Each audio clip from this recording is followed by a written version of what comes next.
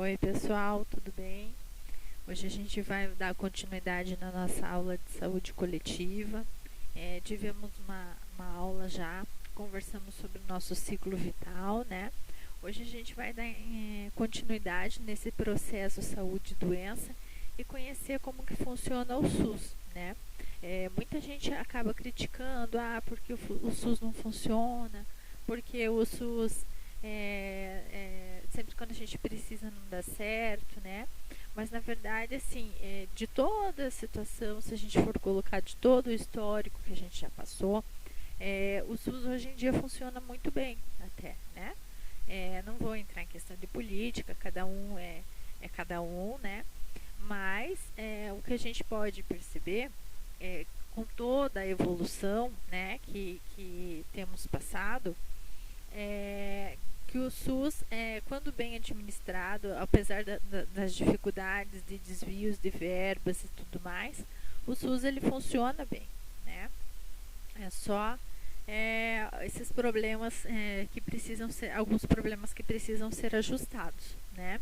Mas tirando isso, de toda a situação que o país já passou, o SUS ele foi muito bom, foi muito edificante para a saúde da população brasileira, tá?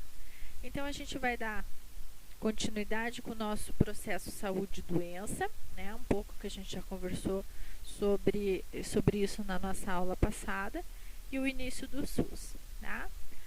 Então o processo saúde e doença é o próprio da existência humana, né? Fazendo parte do cotidiano de todos os indivíduos nas mais diferentes sociedades. Então, em algum momento da nossa vida, a gente acaba ficando doente ou acaba precisando da assistência à saúde, né? Isso é fato. Porém, assim, vem se desenvolvendo muito essa questão do âmbito da saúde, né? Muitas das situações que a gente passou de pandemias, essa infelizmente não é a primeira pandemia que a gente passa, mas de muitas das situações que nós passamos já, e acabou que são situações que vêm para melhorar, né? Que são dificuldades que vêm para nos fortalecer e para nos ensinar de alguma forma. Então, durante séculos, foram propostas diferentes teorias sobre o nosso processo saúde e doença, né? Diferentes pontos de vista, nós temos diferentes pontos de vista sobre esse processo, até onde considerar que é saúde, até onde considerar doente, né? Resultado de uma busca humana por respostas que explicassem as causas das doenças. Então, uma situação, um exemplo que eu posso trazer para vocês, né, além de ser obstetra, eu adoro trazer para vocês esses exemplos.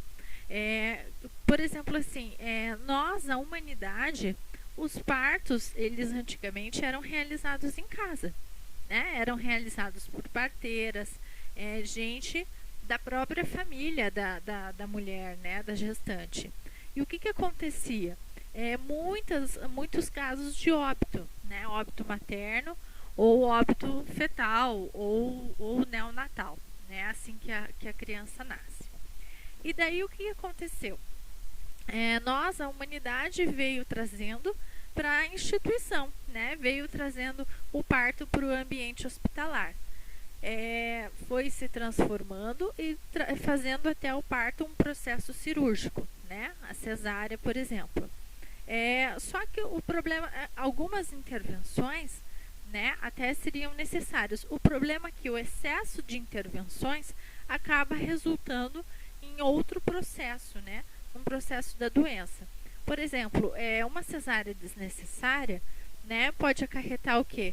Óbito neonatal. Assim que a criança nasce, ela pode vir a óbito. Por quê? Às vezes ela não estava preparada para nascer. Pelo procedimento do processo cirúrgico, ela foi retirada, né? Que a cesárea simplesmente ela é retirada em um determinado momento. E a gente não sabia se essa criança estava pronta ou não para nascer, né? Diferente do parto normal, onde existe todo um processo, onde aquela mulher entra em trabalho de parto, né, onde a criança sinaliza para essa mulher que ela está preparada para nascer, né, ela entra em trabalho de parto, o organismo dela se prepara para o parto e é onde que naturalmente nasce as crianças. A diferença de antigamente e de agora é que as crianças elas vinham a óbito por conta da falta de tecnologia, né? Então, às vezes, não tinha-se o tempo necessário para o atendimento dessa criança. Não tinha as intervenções necessárias, o acesso muitas vezes era difícil, né? Antigamente tinha igual um exemplo que eu posso trazer para vocês, a minha avó, ela teve 9 filhos e ela teve esses filhos todos em casa, né? Porque o acesso até um hospital era muito difícil, era muito demorado muitas vezes. Não existia asfalto, né? Era tudo chão batido, terra batida para andar. Eles moravam em sítio, né? Diferente de hoje em dia, que já tem a grande civilização, as cidades estão cada vez mais evoluindo, né? E é mais fácil o acesso com meios de transporte, né? Antigamente, meio de transporte era por animais, cavalos, carretinhas, não é verdade? Então, a humanidade vem evoluindo e a tal ponto, a tecnologia vem evoluindo a tal ponto.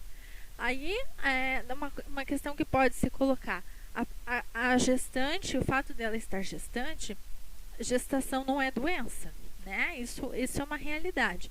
É uma situação que nós, mulheres, estamos propícias e preparadas de alguma forma para passar esse momento da gestação, né? Nossa natureza humana, Deus nos fez já com a intenção da reprodução, né? Não é verdade? Nós somos preparadas para a reprodução, de certa forma.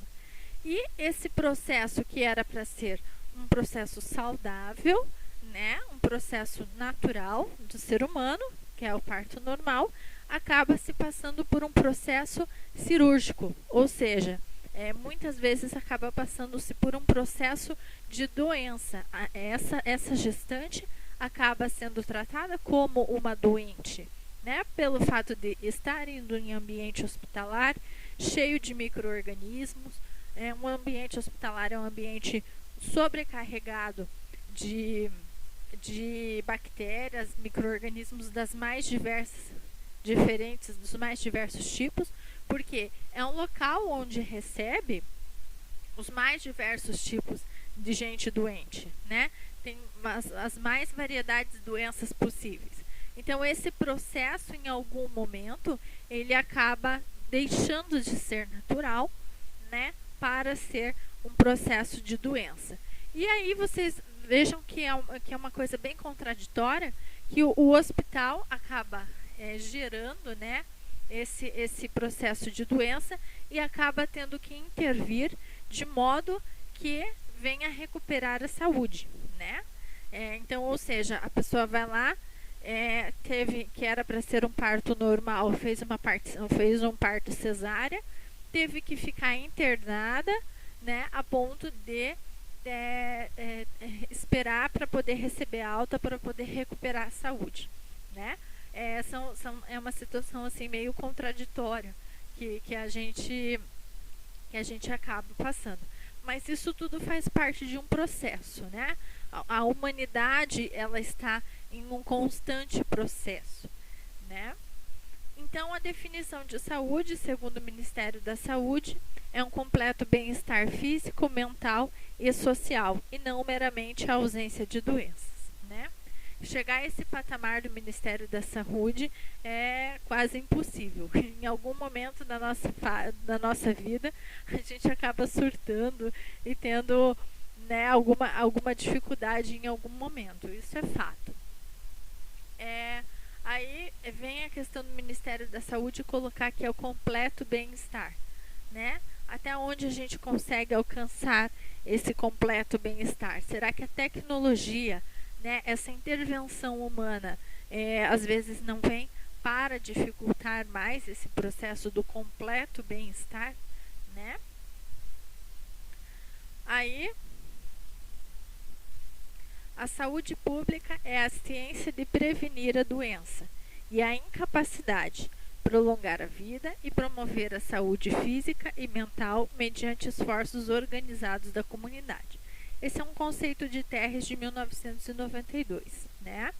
Então, eles colocam que essa prevenção de doenças, dessa incapacidade, esse promover a saúde física e mental mediante esforços da comunidade, mas não só hoje em dia da comunidade. Se coloca esforços em relação aos estados, às políticas públicas. Porque se a gente não tiver uma boa política pública, só o esforço do meio em que a gente vive, né, da nossa sociedade, não é o suficiente. A saúde coletiva nasce vinculada à luta pela democracia e ao movimento da reforma sanitária. Apontam-se as influências do preventivismo e da medicina social em sua constituição. Então, são conceitos diferentes de saúde pública e saúde coletiva. Porque a saúde pública dá para considerar uma saúde só numa pequena sociedade, né? A saúde coletiva, ela nasce baseada pelas políticas públicas, por toda a situação que o Brasil já passou, por várias situações de doenças. Essa não é a primeira pandemia que a gente vive, né? Então, por conta disso, várias dessas dificuldades o Brasil foi crescendo de certa forma e foi melhorando as políticas públicas, tá? Uma coisa que tem um vídeo depois que é bem interessante que vocês vejam sobre a história, né, da saúde coletiva. Então, passou-se por momentos muito difíceis, teve momentos até das quais a população eram obrigadas a ser vacinadas. Eles não queriam ser vacinados, né? Eles não achavam a vacina como um método eficaz na prevenção de doenças. E depois que eles viram que foi bom, que muita gente não pegava doença, né? Muitos foram os benefícios da vacina. Aí as pessoas até se prontificavam a receber a vacina, né? Mas depois vocês vão ver no vídeo que até lá foi um processo bem contínuo, foi bem dificultoso para chegar e colocar na cabeça dessa sociedade que a vacina era um bem para todos, né? A mesma coisa que se fala hoje em dia, né? É que a China está querendo matar toda a população com esse vírus, né? Que a China está trazendo material contaminado para cá, para os outros lugares. Assim, são situações que a gente não pode dizer até onde é verídico, não é verdade? A gente não sabe até onde que é. Uma coisa é fato, surgiu de algum lugar a pandemia que a gente está vivendo, né? De algum lugar surgiu, mas até qual ponto que a gente pode julgar e acrescentar de onde veio ou de onde deixou de vir, aí já não compete mais a nós, né? Então, por conta desses problemas, lá na Constituição Federal, no artigo 196, eles definem que saúde é um direito de todos e dever do Estado, garantido mediante a políticas sociais e econômicas que visem a redução do risco de doença e de outros agravos, e o acesso universal e igualitário às ações de serviço para sua promoção, proteção e recuperação da saúde. Então, foi-se vendo a evolução da humanidade e hoje em dia a gente já sabe que tem métodos para prevenir o processo da doença, não é verdade? Por exemplo, o tabagismo, né? O tabagismo, a gente sabe que uma pessoa que é fumante, a tendência dela mais para frente talvez ter um câncer de pulmão, né? Um câncer na faringe, na boca, enfim, vários os problemas que o tabaco acaba tendo, né? Então, essa saúde, essa definição de saúde da Constituição Federal vai além de uma só recuperação da saúde, mas vai na sua promoção e proteção à saúde, né?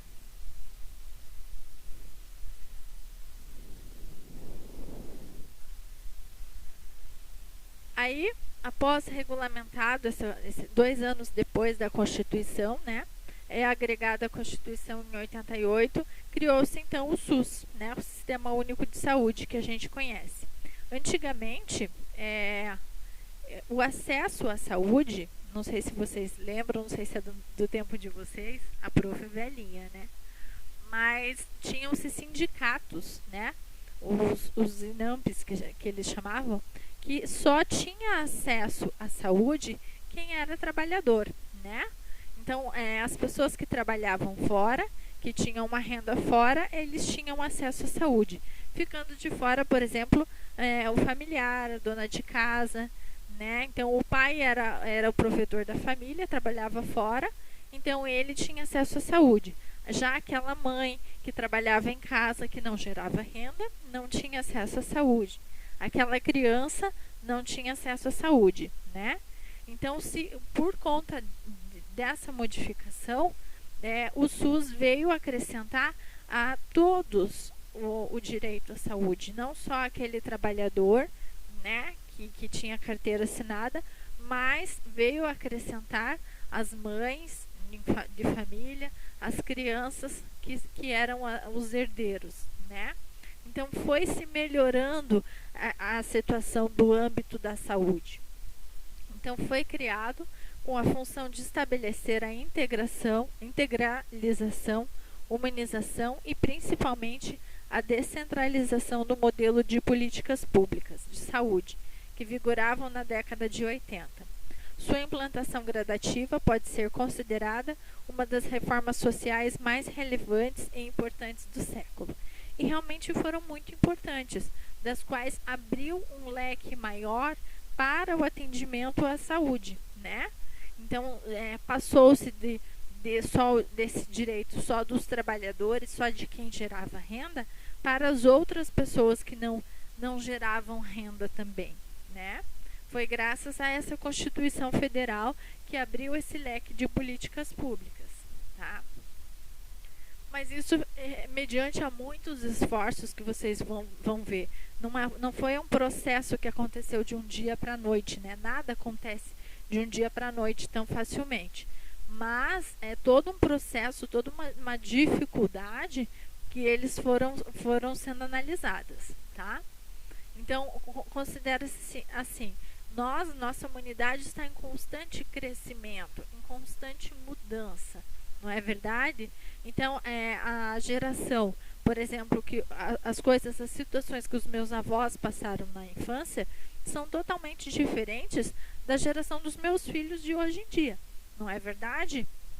Porque aquele acesso que os meus avós tinham quando era criança, normalmente era um acesso mais dificultoso, era trabalho infantil, né? Era uma vida mais difícil, diferente de hoje em dia, que mais fácil acesso, tem muita informação hoje em dia, né? Mais fácil acesso à informação, a tecnologia vem também para contribuir em alguns aspectos, né? Então, são fases da nossa vida, são fases que a humanidade passa a fim de melhorar, né? Algumas coisas a gente acaba, infelizmente, regredindo, mas a intenção sempre é a gente estar buscando um constante desenvolvimento para a melhoria. E o Sistema Único de Saúde, o SUS, ele foi feito com essa intenção, né? Com a melhoria e para a qualidade de vida de toda a população. Então, o SUS é um dos maiores e mais complexos sistemas de saúde pública do mundo, abrangendo desde o simples atendimento até ao mais alto grau de complexidade, garantindo desde a gestação e por toda a vida, com foco na saúde, com qualidade de vida, visando a prevenção e a promoção à saúde. Então, o SUS ele foi criado com a intenção de melhorar a qualidade de vida, tendo-se esse foco de que a gente prevenindo as doenças, menores seriam os gastos com a doença futuramente, não é verdade? Se a gente consegue prevenir, conscientizar, por exemplo, a pessoa que se ela não fumar, né, se ela não tiver o hábito de fumar, ela pode não, ela pode evitar, por exemplo, um futuro câncer, né? Imagine quanto que o sistema já não está ganhando com isso, não é verdade? Porque quantos gastos que não geram uma doença para o sistema de políticas públicas, né?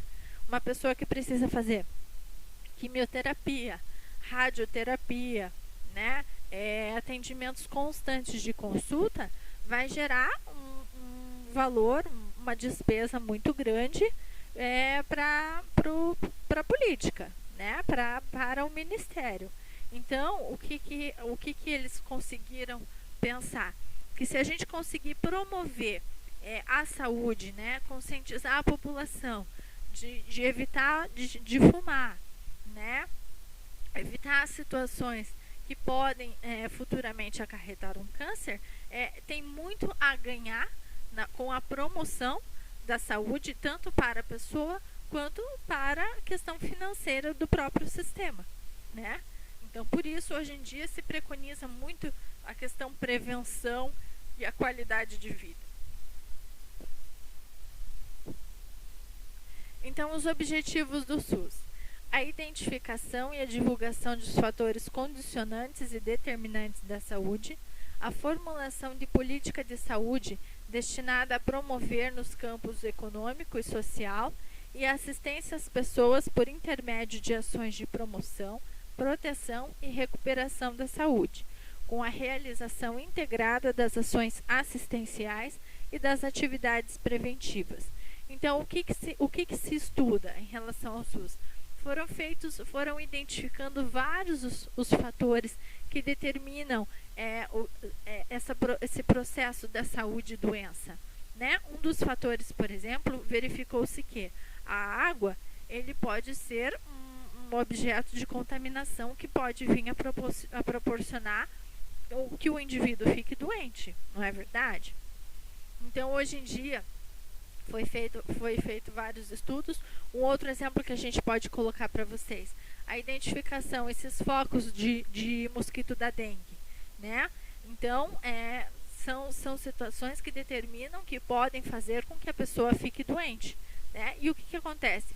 É feito todo um estudo, é divulgado essa situação e é feito a conscientização das pessoas que água parada pode gerar o problema da dengue, né? O mosquito da dengue vai lá e implanta seus ovos. Então, são situações que a gente conscientemente, se a gente conscientizar a população, esse risco de adoecer vai ficando-se cada vez mais dificultoso, não é verdade? Então, mas também tem outras situações em que o meio em que a gente vive, por exemplo, o meio ambiente, o ar, né? Um ar muito quente ou muito frio propiciam também por exemplo, outras doenças, né? O que dá para colocar, por exemplo, o coronavírus, né? O coronavírus ele tem uma certa temperatura. Dizem que no frio a chance é maior dele se propagar, né? Então, são questões ambientais que a gente precisa ser estudado e colocado também, né? Então, a assistência às pessoas por intermédio de ações de promoção, proteção e recuperação da saúde, com a realização integrada das ações assistenciais e das atividades preventivas. Então, um exemplo muito eficaz que a gente pode colocar é essa época da pandemia que a gente está no isolamento social, né? Esse isolamento social é uma forma preventiva que a gente não adquira o coronavírus, né? Não é verdade? Aí são outras medidas da proteção à saúde, né? Da promoção e da proteção à saúde, o uso de máscara, o uso de álcool em gel, a higienização pessoal. Então, são outros fatores também que vêm intermediar. Porém, se a pessoa fica doente, aí o SUS entra né, com essa intenção também da recuperação da saúde, né? Hoje em dia ainda a gente não sabe os estudos que são totalmente eficazes para que todos saiam vivos dessa pandemia. Mas a gente sabe, graças a Deus, que teve muitas pessoas que já saíram, que já se recuperaram dessa situação, né?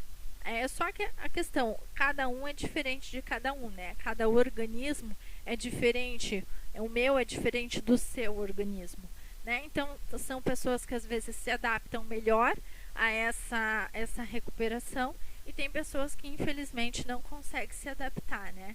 E acabam indo a óbito. Então, o princípio do SUS, né?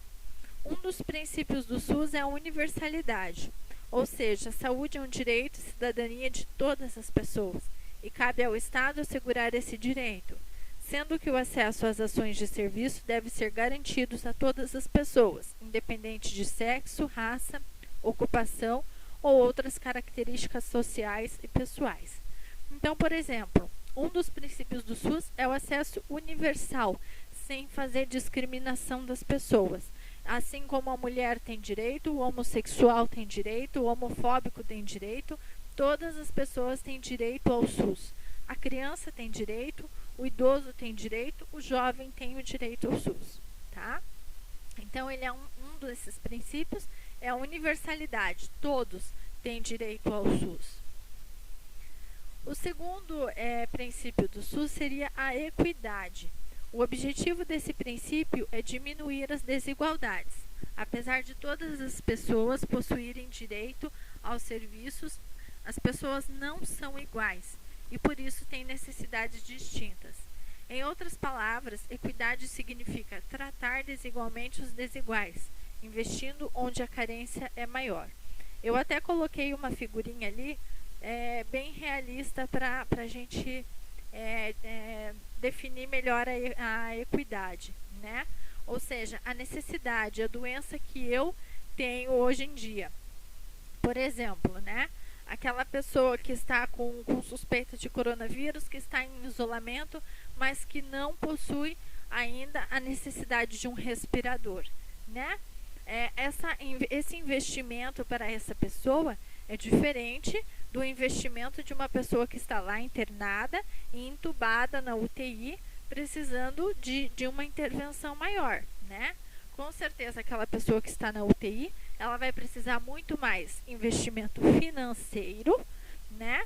Do que aquela pessoa que está em casa, que não tem tantos sintomas de coronavírus assim, né?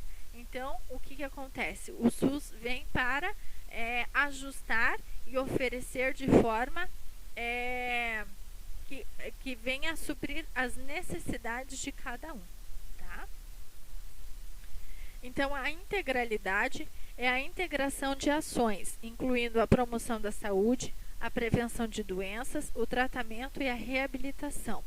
Pressupõe a articulação da saúde com outras políticas públicas para assegurar uma atuação intersetorial entre as diferentes áreas que tenham repercussão na saúde e qualidade de vida dos indivíduos. Ou seja, essa integralidade são ações que são de forma integralizadas, ou seja, o Sistema Único de Saúde, a Unidade Básica de Saúde, ela é integrada, por exemplo, às UPAs, que é um atendimento de urgência e emergência, né? Ela é integrada também aos hospitais que precisam, por exemplo, de um atendimento mais complexo, de um câncer, por exemplo. Então, são redes integradas, são programas integrados, das quais vêm para beneficiar e promover literalmente promover a saúde e essa prevenção de doenças. Mas ela também vem integralizar de forma que esse tratamento e a reabilitação dessas pessoas sejam garantidos por intermédio do SUS, tá? Então, por exemplo, uma pessoa que ela tem um plano de saúde, né? Ela tem o atendimento à saúde lá e ela precisa de uma vacina pelo SUS, ela vai conseguir a vacina pelo SUS, né? porque é uma forma, um dos objetivos, um dos princípios do SUS é essa universalidade. Ela não vai fazer distinção só porque a pessoa paga plano de saúde, ela vai precisar ser vacinada pelo plano de saúde. Não, ela tem condições perfeitamente de receber esse atendimento pela unidade básica de saúde, né? Essa é uma realidade. Então, são atendimentos de forma integral. Ao mesmo tempo que vem beneficiar algumas pessoas, né, também tem alguns ajustes que precisam, às vezes, ser realizados. Tá? Essa integração entre os setores, por exemplo, também, que a gente pode colocar, é que na unidade básica de saúde, o indivíduo vai lá e ele precisa de um exame mais complexo, de mais um custo mais alto, ele pode ser encaminhado através da unidade de saúde a um hospital, né? Esse hospital, por exemplo, atende a maior parte do convênio, mas tem uma pequena remessa que atende ao SUS, por exemplo. Então, esse paciente que foi lá na unidade básica precisando de um atendimento mais complexo, de um exame mais complexo, ele pode vir a ser encaminhado a esse hospital particular para fazer um exame que ele necessita também, tá? Então, esses princípios do SUS, eles estão ligados também à participação popular, à regionalização e hierarquização e à descentralização num comando único, tá? O que a gente pode definir? Regionalização e hierarquização. Os serviços devem ser organizados em níveis crescentes de complexidade,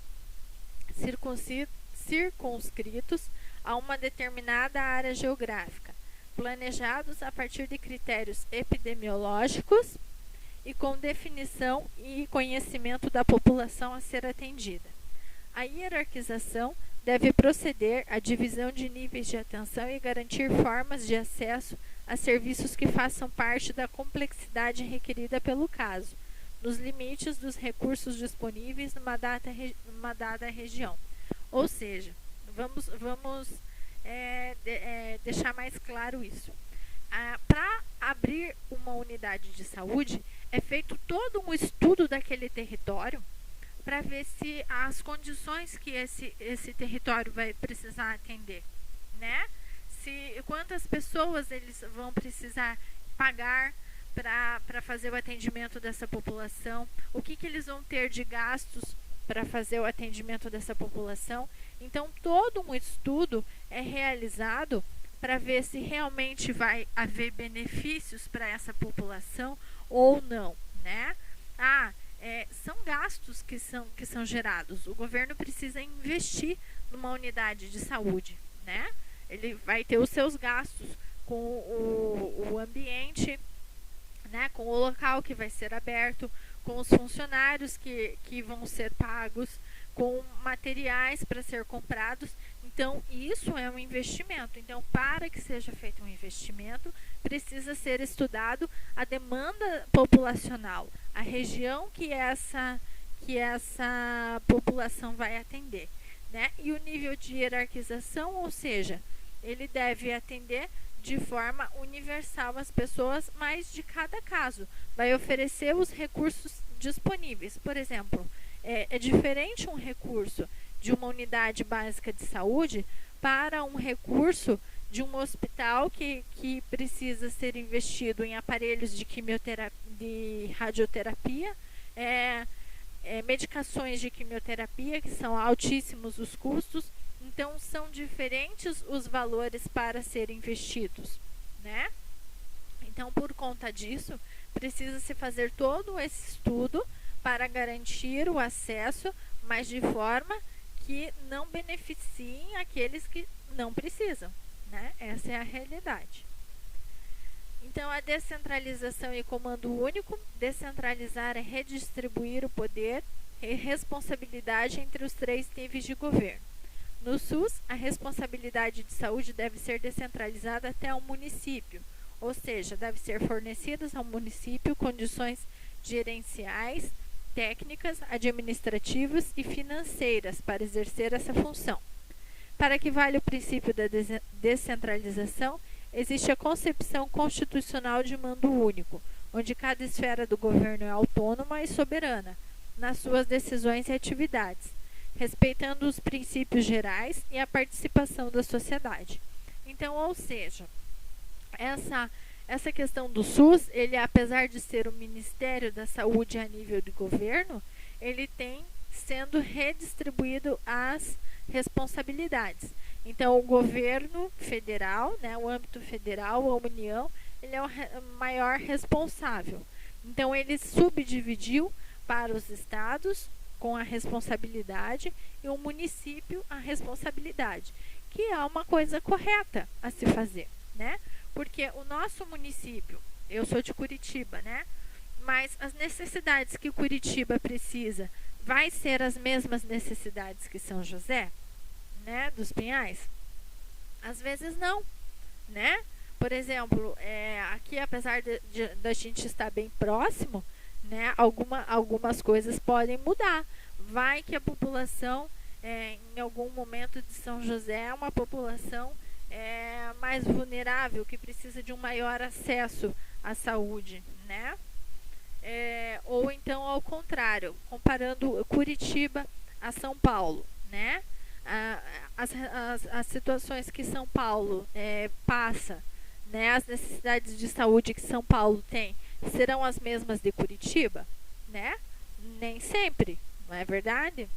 Então, esse investimento na saúde tem que ser de acordo com cada estado também, cada município também. A gente pode ver ultimamente que lá em São Paulo, Rio de Janeiro, está um patamar muito aumentado da pandemia, né? Outras regiões também lá para o norte do Brasil. Então, nessa situação, nesse contexto, a gente já pode perceber que precisa-se essa diferenciação de investimento para promover a saúde, né? E a participação popular. A sociedade deve participar do dia a dia do sistema e, para isso, devem ser criados os conselhos e as conferências de saúde que visam formular estratégias, controlar e avaliar a execução da política de saúde. Aí vocês vão me perguntar assim, prof, mas nós temos o direito de opinar na unidade de saúde? Temos, não só o direito, nós temos o dever de opinar e de participar de reuniões nas unidades de saúde. Agora vocês vêm me perguntar, alguém participa? Não. Muito difícil quem participe, né? E por conta disso, esse processo de melhoria fica cada vez mais difícil. Por isso que o pessoal muitas vezes colocam as dificuldades em relação ao SUS. Ah, porque o SUS é uma porcaria, porque não funciona. Muitas vezes é porque não conhece esse sistema do SUS, né? E aí vem falar assim, porque o SUS não funciona, porque não sei o que. Funciona muito bem, funciona, né? Algumas coisas que precisam ser melhoradas, sim, mas se a gente for ver, ele presta assistência à população, desde a população mais simples, mais vulnerável, até o mais alto grau, né, de necessidade. Então, e ele é capacitado para atender desde a gestação, desde aquele atendimento ao pré-natal, né, aquele acompanhamento do crescimento da criança, até a maior idade, até a idade mais velha, com atendimento de urgência e emergência, UTI, até aquele grau de complexidade maior.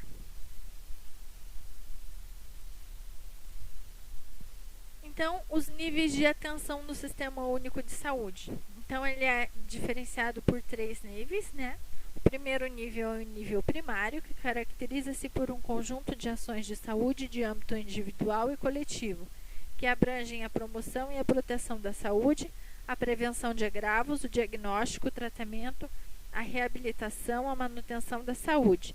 É constituída pelas unidades básicas de saúde e as equipes de saúde. Então, essa atenção primária, percebe-se que ela vem no âmbito mais da promoção e da proteção à saúde, né? Então, o que a unidade básica de saúde elas trabalham? Com a prevenção. A maior parte das vezes é com a prevenção, né? A prevenção de doenças a prevenção de complicações no pré-natal ou durante o parto, a prevenção de doenças, como a conscientização sobre o tabagismo, sobre a obesidade, né? Então ele vem fazendo, a unidade de saúde vem trabalhando mais em cima dessa prevenção. E vocês podem ver que é um fluxo muito maior, né, de atendimento, que é uma porta de entrada que vem um fluxo muito grande de pessoas. E a partir desse fluxo é que vai sendo minimizado e vai ser atendido de acordo com as necessidades, né, de cada indivíduo. Aí o nível secundário, ela é composta por ações e serviços que visam atender os principais problemas e agravos de saúde da população, cuja complexidade da assistência na prática clínica demande da disponibilidade de profissionais especializados e a utilização de recursos tecnológicos para apoio diagnóstico e tratamento. É constituída pelo SAMU, Serviço de Atendimento Móvel, e as unidades de pronto atendimento.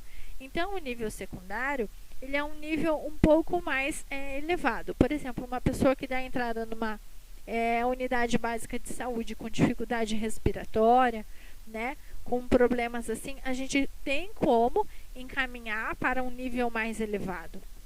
Ou então ela entra na unidade de saúde precisando de um exame mais complexo, né, de mais alto custo. Então, através da unidade básica de saúde, ela vai ser encaminhada para esse procedimento mais complexo que ela precisa. São todas as pessoas que vai precisar de um exame mais complexo? Não, né? Essa é a realidade. Às vezes elas não precisam de um exame de tomografia, por exemplo. Às vezes ela só precisa de um exame de um eletrocardiograma que é feito na unidade básica de saúde, está tudo certo, né? Não é verdade? Então, ela vai demandando, esses níveis vão sendo de acordo com as necessidades. Aí o nível terciário é um conjunto de procedimentos que envolve a alta tecnologia e alto custo, objetivando propiciar à população acesso aos serviços qualificados. É composta por hospitais especializados.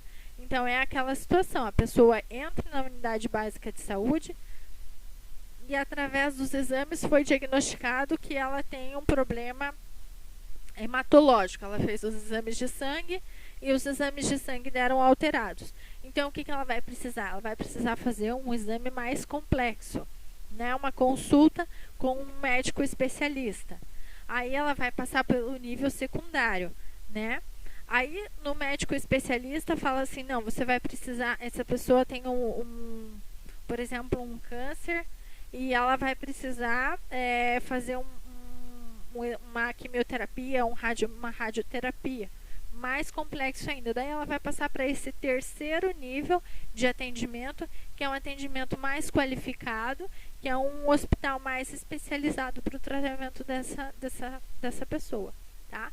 Então, em algum momento da vida, se essa pessoa precisar dos 3 níveis de atenção à saúde, o SUS ele é obrigado a fornecer esse atendimento, tá? Então, o nível primário, novamente, caracteriza-se por um conjunto de ações de saúde do âmbito individual e coletivo, que abrangem a promoção, a proteção à saúde, a prevenção de agravos, diagnóstico, tratamento e reabilitação e, novamente, a manutenção da saúde. Ah, prof, mas o que quer dizer diagnóstico e tratamento, né?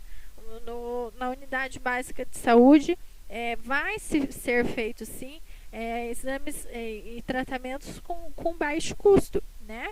Por exemplo, assim, a pessoa vai na unidade básica de saúde e ela quer parar de fumar porque ela futuramente sabe que ela pode vir a desenvolver alguma doença.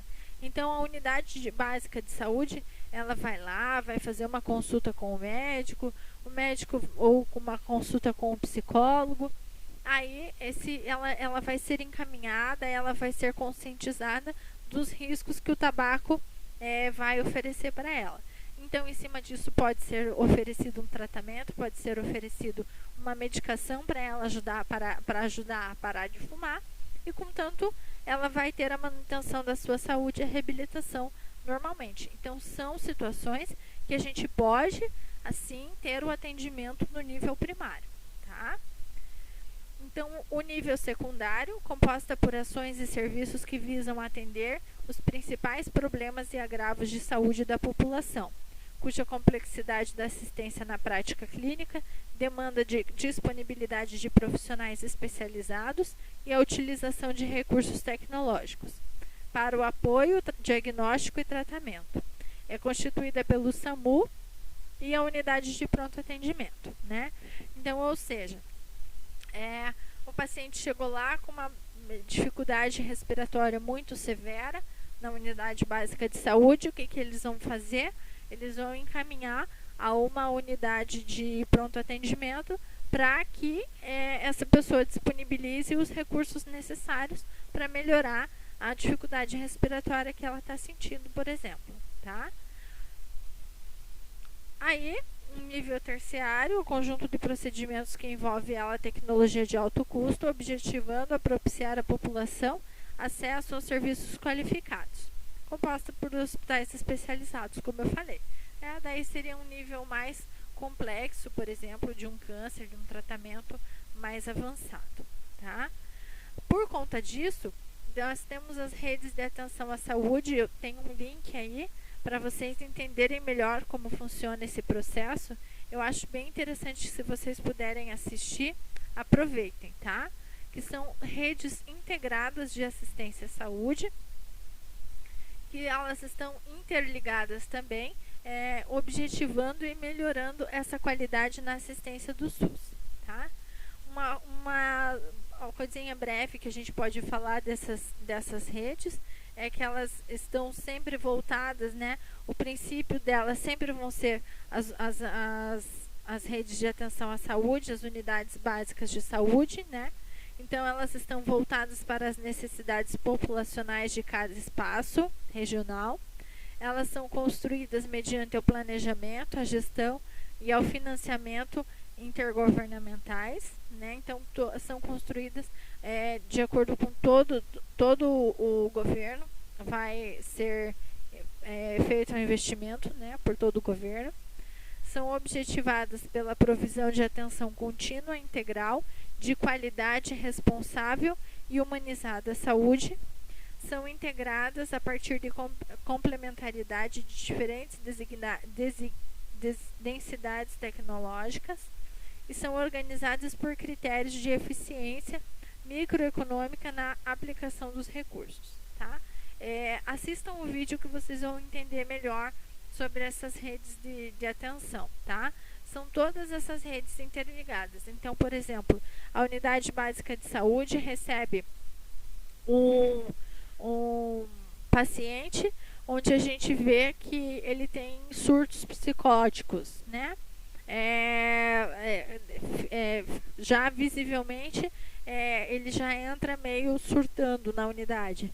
Então, o profissional ele tende a receber esse paciente, conversar, ver a necessidade de um apoio psicológico, talvez de um internamento em CAPS, alguma coisa, e ele pode, através dessas redes, ser encaminhado para outros setores, tá?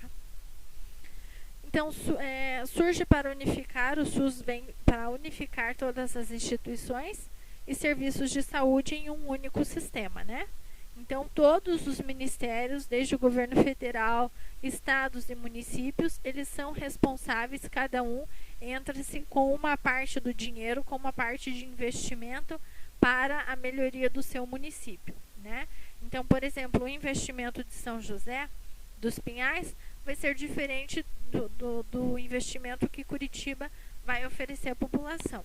Apesar de ser uma rede unificada, né? Eles, digamos que conversam a mesma língua, porque em São José também tem as unidades básicas de saúde, né? Tem as UPAs, então eles conversam a mesma língua, mas a diferenciação financeira entre um município e o outro vai existir, tá? E através disso, vem a nossa Política Nacional de Atenção Básica, né? A atenção básica, ela caracteriza-se por um conjunto de ações de saúde no âmbito individual e coletivo, que abrange a promoção e a proteção à saúde, a prevenção de agravos, o diagnóstico, o tratamento, a reabilitação, a redução de danos e a manutenção da saúde. Então, foi-se criada essa política de atenção básica com o âmbito literalmente, né, com a visão para o atendimento nas unidades básicas de saúde, para essa promoção, né?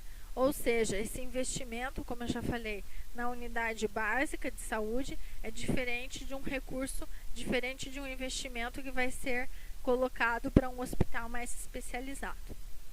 Então, os objetivos do programa de atenção básica é desenvolver uma atenção integral que impacte na situação de saúde e autonomia das pessoas e nos determinantes e condicionantes de saúde das coletividades.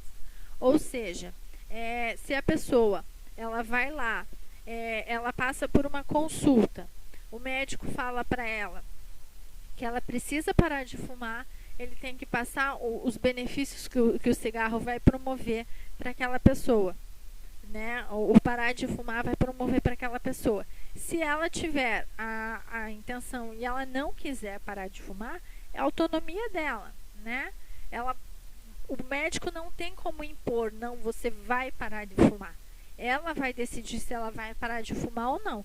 Mas é um objetivo, é uma obrigação do profissional de saúde estar orientando ele a essa população o porquê do parar de fumar. Quais os benefícios que o cigarro, o parar de fumar, né, vai promover na saúde dessa pessoa.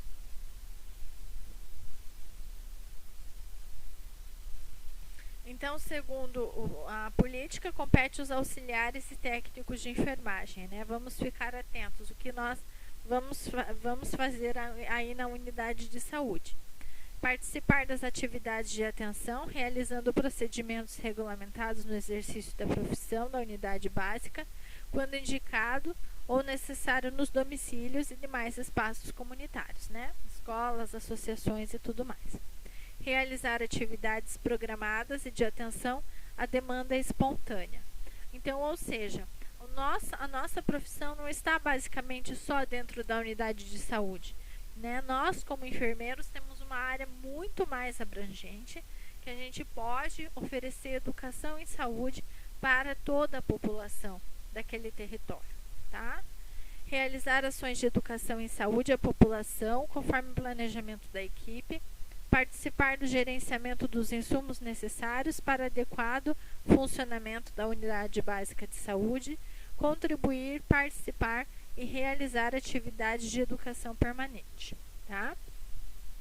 Então, ou seja, a nossa função vai muito além na unidade básica de saúde. Nós também temos o dever de se conscientizar que o material que nós estamos utilizando, de alguma forma, quando é possível, a gente precisa se conscientizar que a gente precisa tomar o cuidado para não desperdiçar, né? Para não ficar simplesmente largando material por aí, porque simplesmente essas situações geram custos, né? Ah, prof, mas o governo tem bastante recurso e ele pode investir. Mas a gente tem que ter a conscientização que, por mais que haja um investimento, uma hora, se esse investimento não for bem sucedido, ele vai acabar, né? Não é verdade? É assim como nós nos programamos todo final do mês. Nós temos as nossas continhas. Se em algum motivo, alguma coisa acontece que a gente perde o emprego, que a gente fica sem esse recurso, como que a gente vai fazer, né? Então, a gente tem que se conscientizar que o governo, de certa forma, também depende de uma economia. O governo também precisa ter recursos, ganhar recursos para poder oferecer recursos. É lógico que, infelizmente, a nossa realidade é que esse recurso muitas vezes está sendo guardado para si e não investido, né? Eles recebem muito mais do que eles investem. Essa é a nossa realidade. Mas, quanto mais a gente puder fazer a nossa parte, né, rezar para que um futuro melhor para as nossas crianças, para a nossa sociedade. Então, a gente tem que começar cada um fazendo pela sua parte, né? Então, as unidades básicas de saúde é a principal porta de entrada e centro de comunicação em toda a rede de atenção à saúde. Visa promover e proteger a saúde, a prevenção de agravos, o diagnóstico, o tratamento, a reabilitação, a redução de danos e a manutenção da saúde.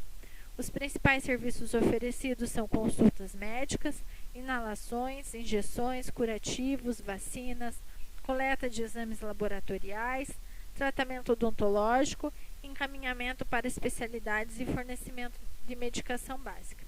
Então, eu imagino, né, penso eu, que todos algum dia já chegou numa unidade de saúde e já precisou de algum atendimento dessa unidade de saúde, né? Então, a gente sabe alguns serviços simples que são oferecidos, mas que eles estão interligados, como a gente já viu. Se a gente precisar de um atendimento mais especializado, a gente tem esse direito também. Então, a atenção primária é constituída pelas unidades básicas de saúde e equipes de atenção básica, enquanto o nível intermediário de atenção fica ao encargo do SAMU e das unidades de pronto atendimento. E o atendimento de média e alta complexidade é feito nos hospitais. Então, são 4 portes. A unidade básica de saúde 1 abriga, no mínimo, uma equipe de saúde da família, né? As unidades básicas de saúde 2 abriga no mínimo 2 equipes de saúde da família, 3 abriga no mínimo 3 equipes de saúde da família e a 4 abriga no mínimo 4 equipes de saúde da família. O que difere, prof? A saúde da família com a unidade básica de saúde, né? São situações que diferem. Dentro da unidade básica de saúde, eles abrigam a equipe de saúde da família, cujo o trabalho da equipe de saúde da família muitas vezes é ir atrás dessa população, né? Por exemplo, normalmente é a equipe de saúde que faz a busca ativa das gestantes, né? Vão lá, vão acolhê-las, vão lá na residência delas, ver se está acompanhando o pré-natal certinho, né? Ver se essa gestante está fazendo o acompanhamento, ver se ela já ganhou esse bebê. Depois que ela ganhou, é a equipe de saúde da família que vai até lá e vai ver se esse bebê está sendo amamentado, né? Então, isso tudo é trabalho da equipe de saúde da família. Diferente da unidade básica, onde eles têm a equipe deles, né? Que eles fazem os outros atendimentos, por exemplo, a coleta de exames, a vacinação, né? Então, são âmbitos diferentes. Então, a estratégia saúde da família é considerada uma estratégia primordial para a organização e fortalecimento da atenção básica, a partir do acompanhamento de um número definido de famílias. Localizadas em uma área geográfica delimitada, são desenvolvidas ações de promoção da saúde, prevenção, recuperação, reabilitação de doenças e agravos. Então, um exemplo que eu acabei de dar. É eles que vão atrás da população e vão fazer essa promoção da saúde, né? Eles foram lá e viram que a mãe não está fazendo pré-natal, né? Então, vamos lá, vamos orientar essa mãe que é necessário fazer esse pré-natal, né? Que é importante para o crescimento dessa criança, para a gente ver como que está a saúde dela, como que está a saúde desse bebê. Isso são situações que que nós vamos prevenir, né? Em algum momento essa mãe teve um problema no crescimento intrauterino, ela não conseguiu dar conta, ela não conseguiu gestar e ela acabou perdendo esse bebê, né? Então, a equipe da saúde da família, depois de todo o atendimento, né, de curetagem, um atendimento mais especializado, a saúde da família vai lá e vai ver como que essa mãe está, né, se ela está se recuperando bem, né? Todo esse processo, tudo isso é feito pela estratégia saúde da família. Então, ele é organizado de acordo com a comunidade, né? Ou seja, normalmente de acordo com os bairros. Aqui em Curitiba, meu bairro é Santa Cândida. Então, a equipe de saúde da família aqui é só para a região do Santa Cândida, né? Ele é uma região mais delimitada. Então, o pessoal daqui, eles eles desenham uma área geográfica onde aquela unidade básica de saúde vai atender, por exemplo, 10 ruas do bairro do Santa Cândida, tá? Então, mais ou menos um grupo fechado, digamos assim. Então, as equipes de saúde da família estabelecem vínculo com a população, possibilitando o compromisso e corresponsabilidade dos profissionais com os usuários e a comunidade, né? A estratégia de trabalho é conhecer a realidade das famílias pelas quais é responsável, fazendo o cadastramento, diagnóstico das suas características sociais, demográficas e epidemiológicas, tá? Então, essa equipe Estratégia de Saúde da Família, eles vão estabelecer um vínculo maior com a população. Eles vão ver cada qual precisa do quê, né? Como eles estão mais adentro do trabalho, como eles fazem essa visita, eles já conseguem ver a situação financeira dessa família, né? Se eles podem ou não, por exemplo, fazer a compra de uma medicação, né? Então, eles vão, toda essa estratégia de trabalho que eles têm para analisar as condições de saúde daquela família. Aí, identificar os problemas de saúde e situação de risco às quais a população que ela atende está exposta. Prestar assistência integral, organizando o fluxo de encaminhamento para os demais níveis de atendimento quando se fizer necessário. Então, ou seja, essa equipe de estratégia de saúde da família, como eles estão mais dentro da sociedade, então eles conseguem visualizar situações de vulnerabilidade. Por exemplo, a família está morando perto de um córrego, né, que não tem assistência nenhuma, não é uma rede de esgoto a céu aberta, e é bem possível que essa população venha a ficar doente, né? É uma população exposta aos riscos de adoecer. Então, esse pessoal da saúde da família, ele tem mais acesso, ele tem mais essa visão, né? O que ele pode fazer? Através dessa visão, eles podem chegar para a unidade básica de saúde, fazer uma notificação, conversar, de forma que essa conversa chegue até a nível governamental para que eles fechem, né, a situação do esgoto a céu aberto ali. Tá? Então, mas cada qual dentro da sua responsabilidade. Então, a composição mínima da equipe multiprofissional, ou seja, precisa uma equipe, no mínimo, de um médico generalista ou especialista em saúde da família, ou médico da família e comunidade, né? Um enfermeiro generalista ou especialista em saúde da família, auxiliar ou técnico de enfermagem, agentes comunitários de saúde, e podem ser acrescentados profissionais de saúde bucal, cirurgião dentista, generalista ou especialista em saúde da família, auxiliar e técnico de saúde bucal, tá?